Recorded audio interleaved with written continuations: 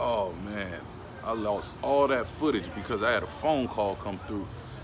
Man, that sucks. Okay, my YouTube family, what's going on? What's going on? I got a quick video.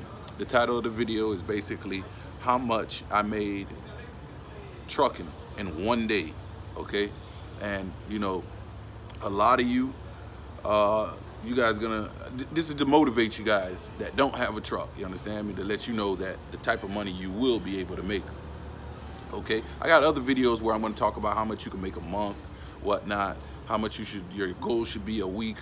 But this one here, I'm going to start off with how much I made in one day in trucking. Okay, all right. Now, mind you, you guys could put at the bottom exactly.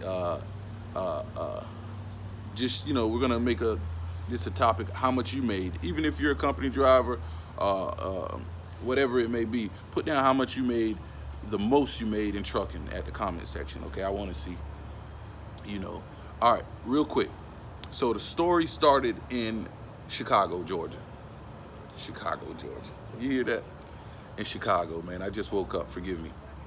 It started in Chicago, man. I was at the Ford plant, and what happened was I got a load going to Detroit. Okay, so I deadheaded from. This is when I was working at U.S. Express at the time. So I deadheaded. I think it was like 250 miles to Detroit and some change to get there. And when I go to the shipper, I get there and they told me that they couldn't load me because my trailer was outdated. A lot of you guys know that certain companies, when you're dealing with big contracts like Ford, GM, and all them, they want to make sure you have up-to-date trailers, no less than 10 years old, if I'm not mistaken. At that time, that's what it was. Okay, so I go to this shipper. They said they're not gonna load me, so I'm upset because my broker didn't tell me that, so I'm all bent out of shape. I'm like, damn. Well, I call him up. He telling me he didn't know at the time. Blah blah blah. You know, and I wanted to go off on him. I'm not gonna lie to you, but it's kind of hard too, and it's an art to talking to your broker because a lot of guys they want to call their broker, cussing them out, doing all that. But you got to also remember when they drop the ball like that. I mean, yeah, you could go in on them, but respectively. You understand me? You got to understand these people here kind of control the bread and butter. They're behind the table. So if they get a good load, they might not give it to you because you called them all kind of asshole and all kind of foolishness. So they don't want to hear all that. They're like, you know what? I'm not going to give him that load. He tried me earlier. So it's kind of like a balance. When you guys get out here, don't try to be badass with the brokers. If they drop the ball, vent your frustration, but don't get disrespectful because, like I said, it's money on the table. Okay, so we went.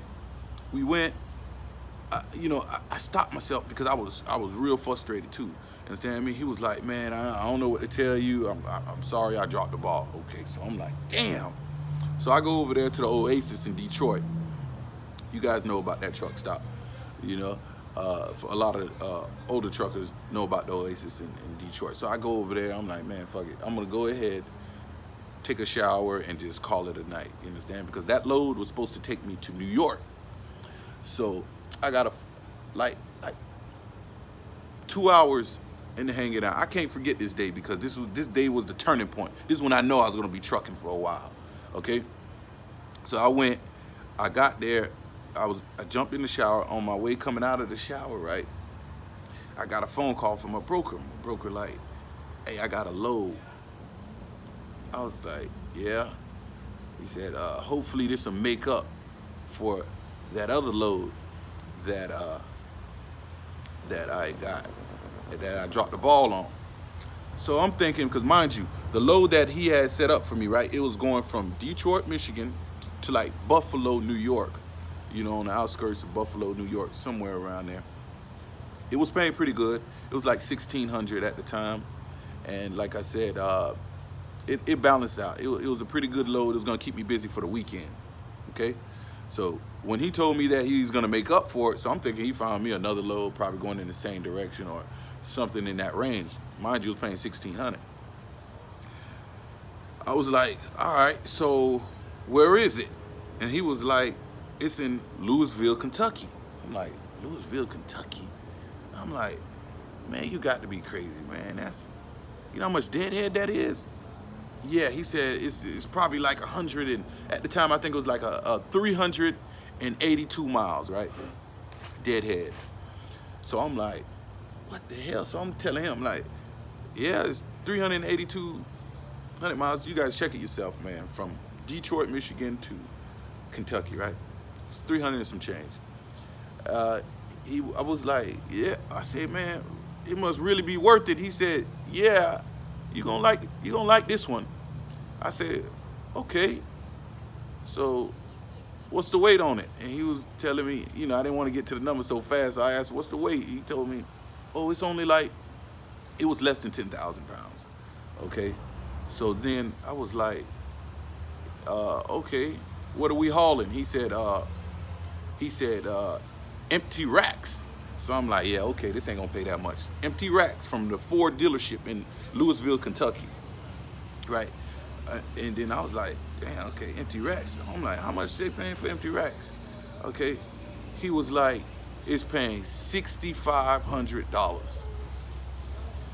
Yeah, he said $6,500. You got to go right now though, because everybody is swarming. This was in 2016. Yep, this was in 2016 when he told me that. What happened was Ford had to get a bunch of parts out of their warehouse over there in Louisville, Kentucky. They make the Ford pickups over there, the F-150s, the F-250s. They make all those trucks over there at that plant, if I'm not mistaken. And they make the vans over there too. They make the Ford vans over there. And they were just switching over, if I'm not mistaken, to the new aluminum truck that they have now. They were saying some of it was a new metal that they switched over to. So whatever. I go shoot out there. I get the load.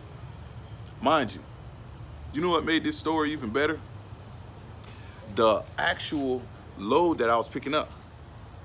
I was picking up in Louisville, Kentucky, right?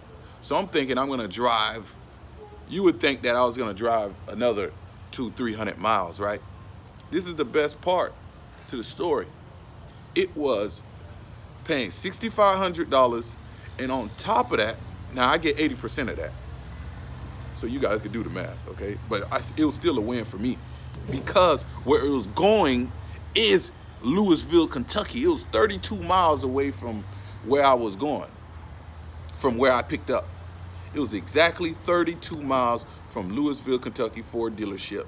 It was a little small, little outside company that they order parts from, because a lot of these, Ford works with a lot of small companies on the side. They probably had like making pistons for the caliper, and you know, sometimes, you know, I went and picked up airbags, a bunch of airbags at one spot. I mean, the actual horn with the airbag attached to it. You know, there's all these little small companies Ford worked with, you understand, little warehouses. But that's my story right there, man.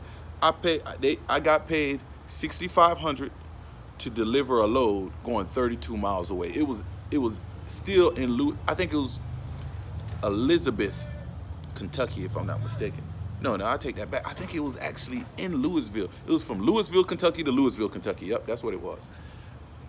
32 miles, I got paid $6,500. So if that doesn't motivate you guys as truck drivers or coming out here and owning your own truck, if I didn't have my own truck, don't get me wrong, when I was working with them and I was a company driver, they gave me 20%. I still would have made good money. I would have made over probably, like I said, I would probably made over $2,000 on that load, or probably $1,600. I don't know. I ain't do the math, but because I own the truck, I got a larger percentage. You understand? So at the end of the day, that check actually was money that I was saving towards getting a trailer at the time. So, you know, I saved that money up, made a few good checks, and ended up buying my trailer cash, you know. But keep that in mind, man. I told that story not to boast or brag. I said it just so you guys could remember to focus on getting your own truck, man. Once you get your own truck, now you're making money. Now you can take those expensive trips. You could hang out, man, and do your thing. All right, then. Okay, all right. So it was right on time, man. I just got my video finished. I'm done with the video. Go ahead. All right, then. You ready? All right, then. All right, I'm gonna get back at you guys later, man. Later.